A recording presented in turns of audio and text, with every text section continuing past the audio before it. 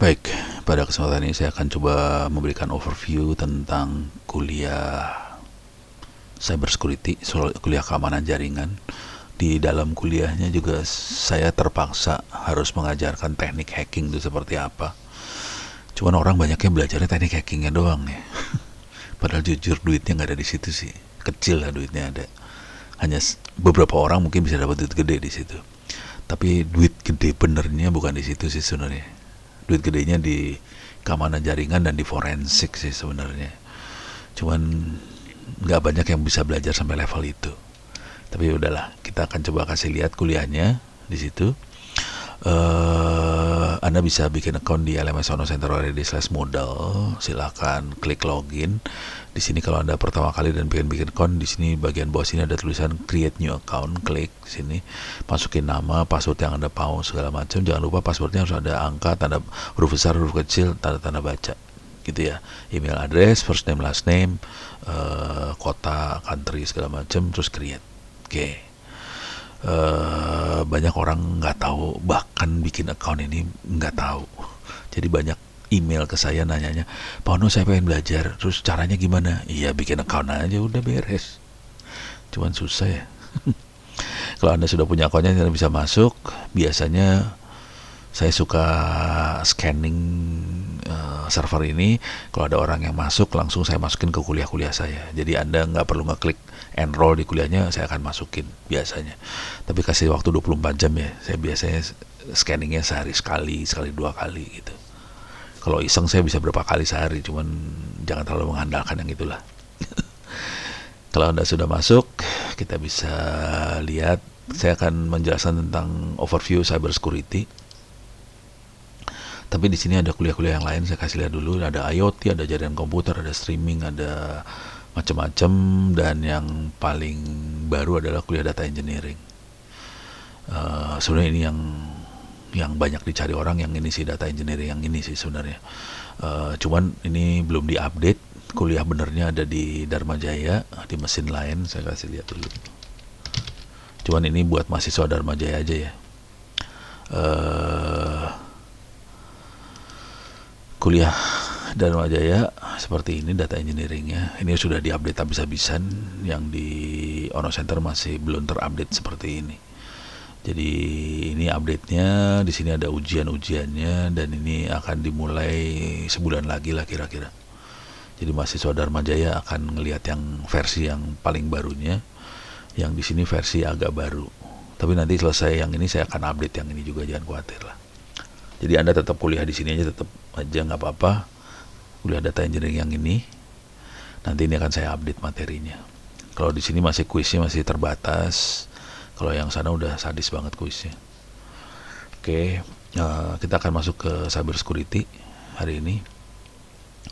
Di kuliah saya semua caranya kayak gini sih sebenarnya. Tiap modul ada kuis, bisa dikerjain berkali-kali, UTS bisa dikerjakan berkali-kali, UAS bisa dikerjakan berkali-kali, kira-kira gitu.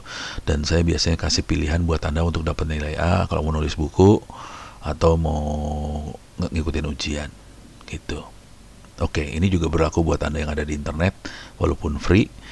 Kalau Anda nulis buku bareng saya akan kasih rekomendasi buat bisa dipakai kalau mau cari kerja segala macam. Free lah, nggak usah bayar.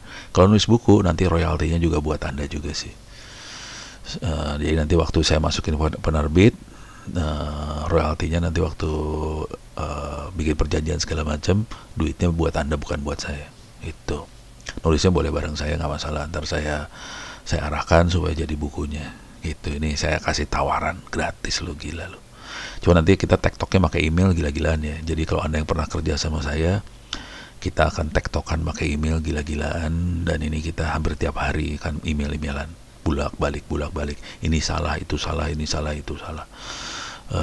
Jujur nggak banyak yang tahan. Dari satu angkatan di mahasiswa saya paling 1 orang 2 orang yang bisa kerja sama saya.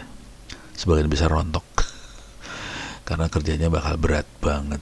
Ini guru-guru juga berusaha nulis buku, nggak bisa tektokan sama saya di bukunya. Akhirnya kalau menurut saya bukunya jelek sih gitu. Asal kuat aja tektokan sama saya ya oke lah. Oke, sekarang kita masuk ke kuliah cyber security-nya. Di sini tulisnya keamanan jaringan, tapi sebenarnya judul yang lebih kerennya bahasa Inggrisnya cyber security. Cuman sebelum masuk ke cyber security, saya terangkan dulu jaringan. Di sini masih kuliah jaringan, ini saya ambil sebagian, saya ambil yang versi advance-nya aja. Jadi konsep TCP/IP saya masukkan, bikin jaringan virtual masukkan, tapi langsung loncat ke IP versi 6. Kalau dilihat di sini banyak YouTube-nya nih sekarang, YouTube-nya banyak. Kalau Anda mau enak sih ambil kuliah versi 6 benernya aja sekalian di sini. Oke. Terus routing, terus bikin Telkom sendiri, ngukur benchmarking dan network programming. Oke, ini yang bagian advance. Jadi saya terangkan dulu kuliah jaringannya advance. Saran saya, ini semua bisa diambil di kuliah jaringan. Khusus buat network programming mungkin ada baiknya Anda masuk ke kuliah IoT. Di situ yang lebih bagus sih sebenarnya buat network programming. Oke. Untuk IPv6 juga masuk ke versi 6 aja nih. Kuliah IPv6 itu lebih bagus kuliahnya daripada yang advance, daripada yang cyber security ini ya. Nah, sekarang kita masuk ke dunia cyber security-nya bener. Nah, sebelum kita belajar keamanan jaringan, mau nggak mau saya ajarin Anda masuk neraka dulu nih sebenarnya. Jadi belajar hacker apa, dunia bawah tanah di internet seperti apa, etika hacking seperti apa, aturan main hacker seperti apa, karakteristik komunitas underground hacker segala macam. Ada situs namanya Cyber Security Student, tapi udah nggak terlalu berkembang lagi. Anda bisa belajar banyak juga dari sini buat pemula. Beberapa tip hacking, ada YouTube-nya juga ada. Ada playlist hacking. Jadi untuk belajarnya, kalau males baca, ini orang Indonesia sekarang udah mulai males baca banget, silahkan masuk ke YouTube, masukin Ono Center seperti biasa. Kalau klik di sini ada playlistnya, ada 2 yang bisa dipakai dari kuliah ini. Ada teknik hacking, sekitar 67 video dalamnya. Ada cyber security, baru 30 video. Jadi videonya nggak banyak sih, 2 kuliah ini. 1 kuliah ada 2 video. Cuman Anda sebaiknya menguasai juga teknik jaringan komputer, ada sekitar 110 video di sini. Oke. Jadi ini intronya kira-kira tentang komunitas hacker seperti apa, etikanya gimana, aturan main segala macam dibahas di sini. Oke. Kemudian untuk hacking sangat tidak disarankan untuk praktek langsung di internet dan kita jebolin server-server orang di internet. Urusannya berabe soalnya. Kalau ketahuan, dan banyak yang ketahuan sih, kalau diproses beneran biasanya Anda urusannya penjara dan denda sih. Penjaranya cuma 6 tahun, dendanya sekitar 600 juta lah kira-kira kalau ketahuan. Itu akan terjadi terutama kalau Anda sudah umur 30-an. Nah, itu urusannya kayak gitu. Tapi kalau siswa SMK segala macam, biasanya nanti orang tuanya diajak ngomong atau kepala sekolahnya diajak ngomong, ini anak sebenarnya pinter, tolong diarahin deh gitu. Tapi kalau masih bandel juga ya urusannya tadi penjara dan itu. Jadi sarannya bikin server buat dihack. Jadi persiapan hacking ini sebenarnya sederhana aja, bikin server buat dihack. Cuman kalau Anda nggak mau bikin servernya, Anda bisa bisa copy perpustakaan saya. Saya masuk ke perpustakaan saya, var data ISO. Nah, di sini ada PQRST, nah virtual VM. Ini saya siapkan server-server buat di sini ada ini korban. Bentuknya file OVA, bisa dijalankan di VirtualBox. Ada yang Ubuntu Server 18.04, ada yang Ubuntu Server 16.04. Ini dibuat tahun 2018. Yang ini 18.04 dibuat tahun sekarang 2020.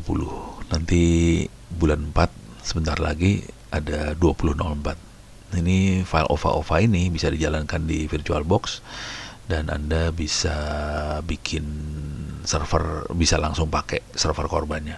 Username passwordnya adalah ono, passwordnya 123456, sangat aman banget lah passwordnya. Oke.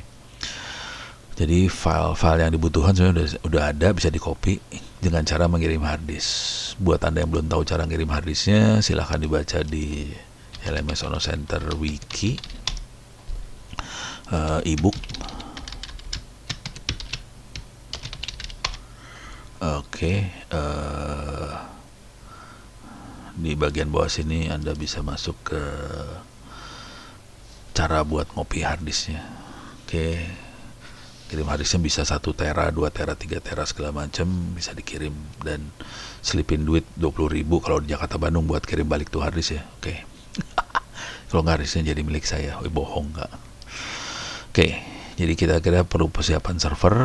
Nah, sekarang langkah buat hacking pertama kali adalah melakukan intelijen, footprinting,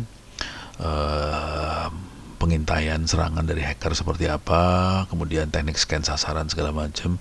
Tapi ini kalau dilakukan dan ketahuan di server yang beneran, urusannya tadi penjara 6 tahun dan atau denda 600 juta lah kira-kira. Dan ini ada di undang-undang loh urusannya, berabe makanya. Kemudian ini teknik buat nyadap, pakai Wireshark di Speedam. Cuman yang agak berat adalah pakai MITM. Ini intercept sih sebenarnya. Jadi misalnya ada trafficnya HTTPS atau VPN, kita bisa sadap juga pakai MITM nih sebenarnya. Kenapa teknik-teknik ini diajarkan? Supaya Anda tahu bahwa teknik nyerang seperti apa. Dengan tahunya teknik nyerang, kita lebih gampang buat teknik bertahan. Jadi selalu kalau untuk mengajarkan pertahanan yang baik, kita harus tahu teknik serangan seperti apa. Cuman ini bahaya nerangin yang ini, dan video saya waktu itu juga diblokir di YouTube, satu di delete sama YouTube, ngajarin teknik serangan. Wah, parah banget nih ternyata. Jadi ya udah, kalau ini kan belum ngajarin teknik serangan, ini kan cuman ngejelasin kuliah doang, dan saya nggak praktekkan yang di sini. Jadi minta maaf, di YouTube kemungkinan teknik-teknik hacking akan saya kurangin kepaksa. Kalaupun saya ngajarnya akan nggak kelihatan kayak hacking banget, kepaksa, kalau nggak di delete sama YouTube. Kemudian di sini ada teknik jebolin wifi wireless. Banyak orang yang minta praktekkan seperti ini. Intinya sih gampang aja sih, pengen internet gratisan. Padahal gampang sih internet gratis, datang aja ke kafe mana ya, dapat ke internet gratis. Di Jogja apalagi tuh, waduh banyak banget yang gratisan. Jadi teknik hacking wireless di sini, jebolin WPA seperti apa. WEP udah nggak ada yang pakai sekarang, semua pakai WPA. Oke. Tool-toolnya udah enak sebenarnya, ada di Kali Linux. Ini teknik wireless. Yang ngeri dari teknik ini, misalnya kita kalau mainan ngejebolin Bluetooth gitu, bisa juga hacking wireless, jebolin Bluetooth dan sebagainya. Oke. Ini yang kemarin saya di delete sama YouTube. Kita bisa jebolin password pakai macam-macam tekniknya. Di sini yang nggak saya masukin, di sini pakai Metasploit. Ntar saya tambahin lah pakai Metasploit gimana cara ngejebolinnya, dan kemarin di YouTube di delete. Tapi di sini dijelaskan teknik ngejebolin password.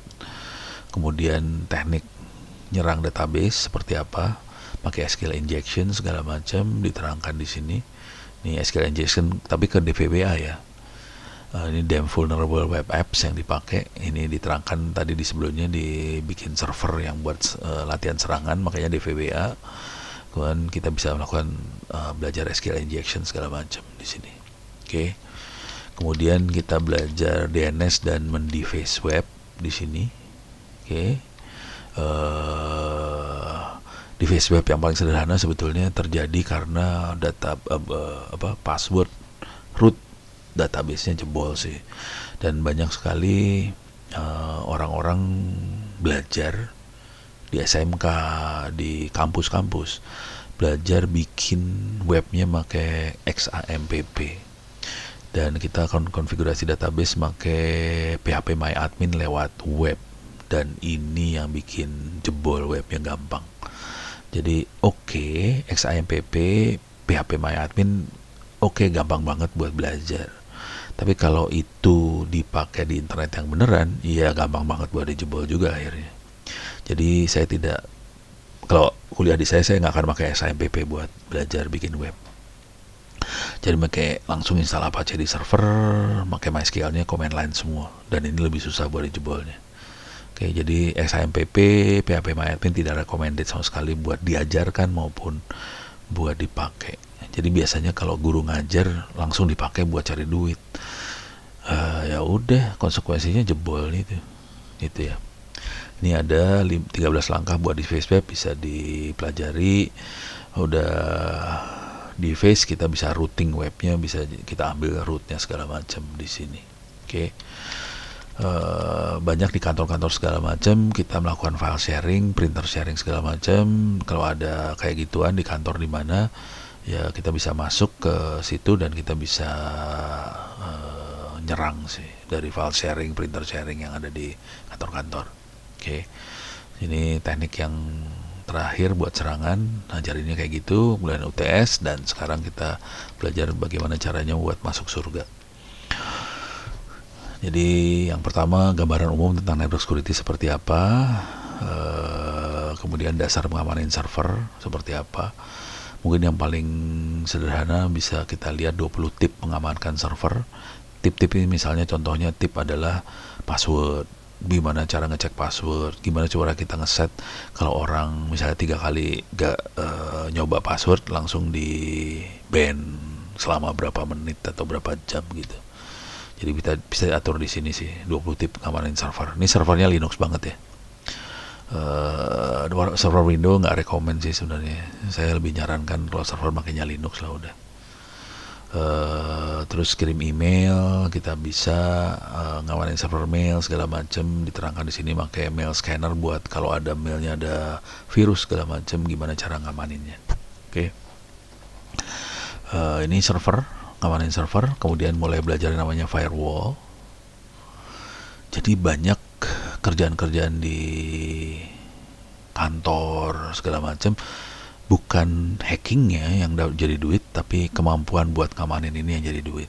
Cuman Anda hanya bisa nguasain ini dengan baik kalau Anda juga seorang hacker yang tahu cara nyerang. Jadi insting buat ngamanin servernya jadi bagus banget gitu. Kalau tahu nyerang, instingnya beda sama yang belajar cuman admin, ngeset firewall segala macam, akan beda banget. Karena kita punya insting, orang akan nyerang seperti ini, jadi saya bertahannya seperti itu. Oke. Di sini ada cara bikin NAT, DMZ.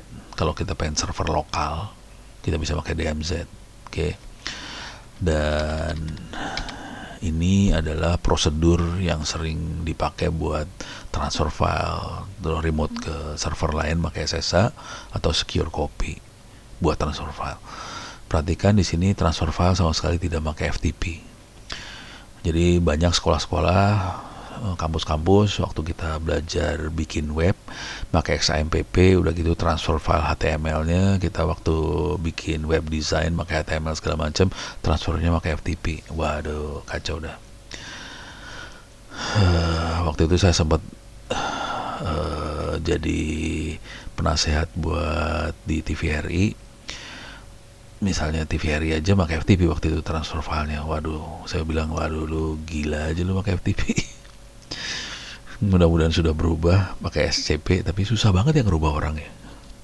Udah dikasih tahu tetap aja ngotot. Ya udah, bagi Anda yang masih pakai FTP, saya salut karena itu gampang banget dijebol sih sebenarnya. Tidak rekomend sama sekali buat pakai FTP sih sebenarnya. Oke, jadi sarannya pakai SSH, untuk copy bisa pakai SCP. Kalau di Windows ada yang namanya WinSCP, jadi bisa kliennya bisa pakai WinSCP itu. Kalau SSH di Windows makanya putih buat masuk ke komputer lain. Tapi paling enak sih pakai Linux sih, udah enak banget sih. Nah, kemudian kita belajar VPN juga. Cuman kalau kita pakai VPN seringkali konotasinya jelek banget ya. Sampai menterinya mau blokir VPN segala macam, ampun. La ilaha illallah, VPN-nya ya orang banyak pakai VPN buat dapetin bandwidth sih. Jadi bandwidth internasionalnya yang dipakai VPN. Tapi sebenarnya VPN dipakai bukan buat itu awalnya. VPN dipakai buat supaya dari luar bisa masuk ke jaringan lokal dan kita bisa masuk ke server lokal. Jadi kita kalau kerja di rumah atau di mana masuk ke server, kita pakai VPN ini sih. Pakainya OpenVPN terutama ya. PPTP itu dikembangkan sama Microsoft. Passwordnya lebih gampang dijebol. Kalau OpenVPN ini susah banget ini. Jebolnya setengah mati yang ini urusannya. Jadi saya lebih sarankan pakai OpenVPN. Kemudian untuk pertahanan lain di layer aplikasi, kita belajar yang namanya Web Application Firewall, WAF. Kita bisa install pakai mod security di Apache, kita bisa konfigurasi. Dengan cara itu, kalau dicampur dengan dicampur dengan firewall, jadi secure banget servernya kita. Cuman jujur sih, hari ini kalau kita pakai aplikasi web yang udah jadi, kayak WordPress segala macam, sebenarnya asal konfigurasi jangan dibuka macam-macam, sebenarnya lumayan aman sih. Ini kejadiannya waktu saya ngajar di Mabes TNI. Jadi pasukan yang diajar buat kayak ginian diminta dong sama komandannya, tolong demoin cara nyerang. Diinstal lah, WordPress masih baru.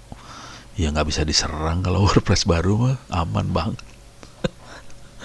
Jadi semua yang bisa diserang itu harus dibolongin dulu, dikasih lubang dulu baru bisa diserang. Jadi kita kadang-kadang install baru terus diserang, ya nggak bisa. Nggak bisa. Kita harus pasang sesuatu lubang. Makanya kita ada DVWA, Damn Vulnerable Web Apps.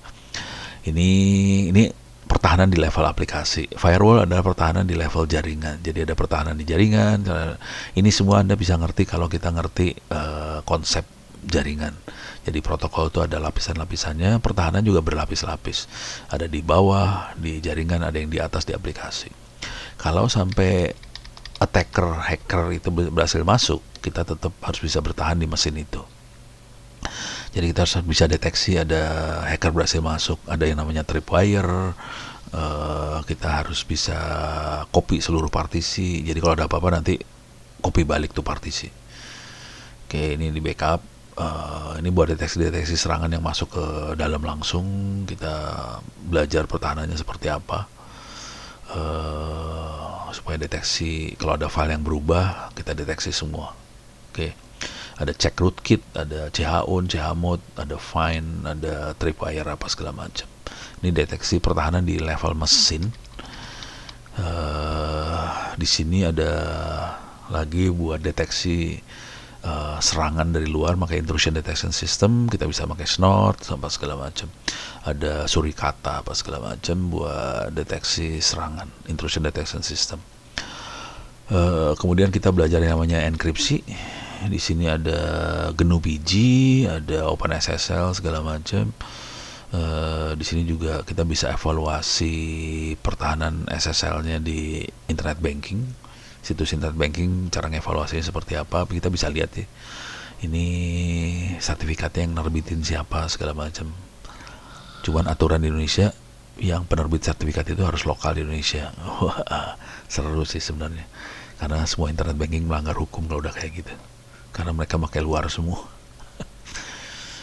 Cuman nggak konsisten juga ya peraturannya. Harus di Indonesia. Kalau tidak, Anda melanggar hukum, penjara 6 tahun, denda 600 juta. Ya itu semua situs internet banking pada melanggar hukum semua. Harus denda. Pusing dah lu. Aturannya kemana, prakteknya kemana. Seru dah ini urusannya kalau udah ngerti. Jadi ketawa-ketawa sendiri sih akhirnya. Waduh. Yang bikin aturan nggak bisa meraktekin aturannya itu sendiri sebenarnya kalau udah ngerti yang ini terutama ya. Ilmu ini dipakai oleh teman-teman di Sekolah Tinggi Sandi Negara STSN. Sekarang badannya namanya Badan Siber dan Sandi Nasional BSSN. Ilmu yang ini sebenarnya dipakai, dan harapannya ada yang bisa bikin root CA, ini ada yang bisa bikin di Indonesia. Ini seru nih urusannya karena ini adalah kedaulatan buat security adanya di sini. Kedaulatan kita ditentukan oleh luar negeri pada saat ini. Anda bisa lihat di sini sih. Di mana sih? Bentar, settingnya mana dia? Preference. masuk privacy security, masuk ke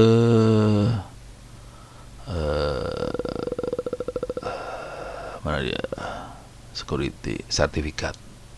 Nih sertifikat, view sertifikat. Nah ini root CA yang ada di browser bisa dilihat. Jujur kalau kita lihat dari ujung ke ujung nggak ada yang dari Indonesia sama sekali nih. Jadi ini lihat ada Amazon, mana tadi? Affirm Trust, ada Amazon, ada ini Amerika, sebagian besar Amerika Eropa lah. Microsoft, Baltimore Microsoft, ada Church Plus, ada Komodo. Banyaknya Komodo di Indonesia, pakai Komodo sih banyaknya. Cyber Trust, ada macam-macam lah. Cuman nggak ada Indonesia, nggak ada. Cari Indonesia nggak ada di sini. Horor nih. Jadi, ini oke. Ini kebetulan saya pakai buat ini ya, eksperimen sama teman-teman dari security. Ini Indonesia, tapi tidak built-in di dalam ini loh. Tidak built-in di dalam apa sih namanya? Di dalam browser Firefox yang nggak ada built-innya. Ya begitulah. Jadi kedaulatan kita adanya di CA itu. Mana sih tadi kuliahnya? Ini dia. Mudah-mudahan bangsa kita bisa bikin root CA sendiri. Kalau Anda bisa jadi admin di cyber security ini lumayan. Gaji bangsa 10 juta, 15 juta masih dapat lah di sini. Oke. Per bulan. Oke. Yang duit gedenya ada di sini sih sebenarnya. Di forensik. Ini kalau ini kan 10 juta, 20 juta per bulan. Ini sih ordernya mingguan. Satu minggu bisa dapat misalnya 50, 100 forensik ini. Cuma untuk sampai level forensik Anda harus nguasain ke bawahnya, ini kuasain semua. Jadi cyber security harus nguasain,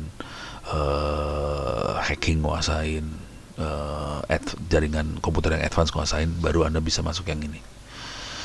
Ini teman-teman yang saya kenal di forensik dan orangnya bagus, itu orangnya sangat teliti, orangnya sangat disiplin banget, dan komputernya sangat aman banget nih untuk forensik ini. Jadi dia pertahanannya berlapis-lapis di komputernya dia sendiri, karena barang buktinya nggak boleh sampai hilang, nggak boleh sampai jatuh ke tangan orang lain, dan prosedur yang dia pakai sangat teliti banget. Jadi semua barang bukti dia copy dulu, barang bukti benernya langsung diamankan, fisiknya juga diamankan. Dia akan memproses barang bukti kopiannya tadi, dan itu akan dimasukin jadi barang bukti di pengadilan nantinya. Makanya mereka penghasilannya mingguan, harian, dan harganya mahal banget yang ini, forensik ini. Republik ini hanya punya berapa orang yang benar-benar ahli di forensik ini, nggak banyak orangnya. Mudah-mudahan Anda bisa sampai level yang ini. Dan yang banyak di training adalah Information Security Management System. Ini ISO 27001, ada ISO 31000 juga untuk risk security, risk management, sorry. Ini ada 2 ISO di sebelah sini, dan ini trainingnya auditor untuk Information Security Management System dan itu. Jadi untuk sampai level ini Anda harus menguasain forensik, harus menguasain sisanya di belakangnya. Oke. Ini orangnya lebih banyak, auditor ini lebih banyak. Kalau yang forensiknya nggak sebanyak yang ini. Kalau yang auditornya ya cukup tahu lah teknik forensik. Cuman yang forensik benar-benar ahli di forensiknya. Ini ada yang orang yang terkenalnya, ada Ruby Alamsyah misalnya, itu yang terkenalnya. Ada Kalpin Silain, nah itu orang-orang yang gila-gila di daerah sininya di Indonesia. Saya sendiri nggak nguasain sampai level itu, dan saya tidak punya kemampuan disiplin sampai segitu tinggi. Mereka jauh lebih tinggi disiplinnya, dan skillnya juga orangnya teliti banget gitu. Kalau yang ini auditor. Kalau saran saya, kalau mau baca-baca, bacalah yang ISO 27001 segala macam. Untuk sampai level yang ini, sarannya kalau masuk ke perpustakaan, saya mungkin masuk ke sini, library 2, buku, Di sini ada cyber security, cyber security. Ini buku-bukunya. Silahkan baca di sini. Ada tentang ISO segala macam ada di sini sih. Oke. Bentar, ISO-nya ada di ini kayaknya. CISSP ini udah auditor security nih. Ini dasarnya dari ISO 27001 apa segala macam. Oke, silahkan dibaca-baca yang ininya. Ini kan Certified Information System Security Professional Official Guide. Nah, udah mabuk dah lu bacanya. Fit page. Jumlah halamannya 1000 sekian halaman sih, mabok. Bisa dilihat di sini sih. Ini bentuknya udah ini ya. Ini auditor loh ini. Yang belajar ini adalah auditor security. Oke. Kemudian UAS. Kira-kira kuliahnya seperti itu. Anda dibagi dua. Ada kuliah masuk surga, ada kuliah masuk nerakanya. Untuk bisa masuk surga, Anda harus ngerti neraka itu seperti apa. Kira-kira gitulah. Jadi hacker seperti apa, baru ngerti cyber security-nya seperti apa. Demikian, mudah-mudahan bisa memberikan gambaran tentang kuliah cyber security.